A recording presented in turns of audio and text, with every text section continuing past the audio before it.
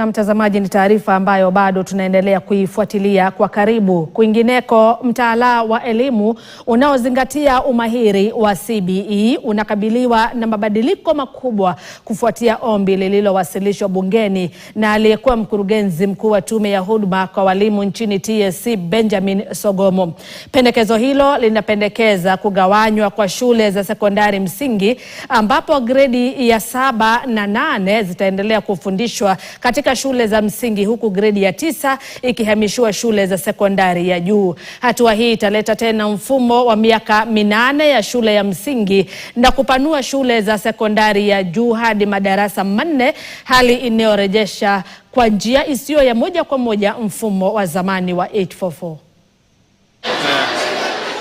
Kiini cha pendekezo hilo ni mageuzi makubwa ya shule za sekondari msingi ambayo yanalenga kubadilisha mfumo wa sasa wa CBE wa 2633 na kufanya kuwa 26243.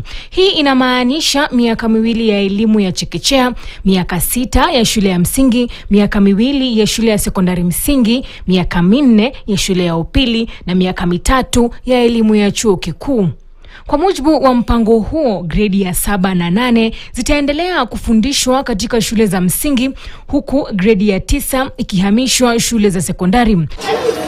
Mpango huo pia umependekeza walimu wa shule za msingi wafundishe gredi ya 7 na 8 huku walimu wa sasa wa sekondari msingi wakihamishwa shule za upili. Wanaunga mkono pendekezo hilo wanasema hatua hii itapunguza uhaba wa walimu, kumaliza mgogoro wa uhuru wa walimu wa sekondari msingi na kuwezesha walimu wa msingi ambao hawatumiki ipasavyo kuingizwa katika mfumo mpya. Bunge lilipokea rasmi ombi hilo tarehe 12 Oktoba na linatarajiwa kuwasilishwa kwa kamati ya elimu ya bunge la taifa kwa majadiliano. Ingawa halitaki moja kwa moja kurejeshwa mfumo wa 844, ombi hilo linadai kuwa mtaala wa sasa wa shule za sekondari msingi ni mgumu kupita kiasi kwa shule za msingi. Hata hivyo, baadhi ya wadau wamepinga pendekezo hilo. Chama cha walimu Kenya NAT kinasisitiza kuwa CBE lilitekelezwa kufuatia mapendekezo ya kamati ya rais na ilipitishwa baada ya ushirikishwaji mpana wa umma. Katibu mkuu wa NAT Collins Oyu amesema muundo wa sasa wa CBE unaakisi matakwa ya wananchi. You know the content of what is in grade 9. This was so elaborate and was actually recommendations of even KICD. The content does not come out of the blues, but I think our teachers are competent enough to handle even the contents of grade 9.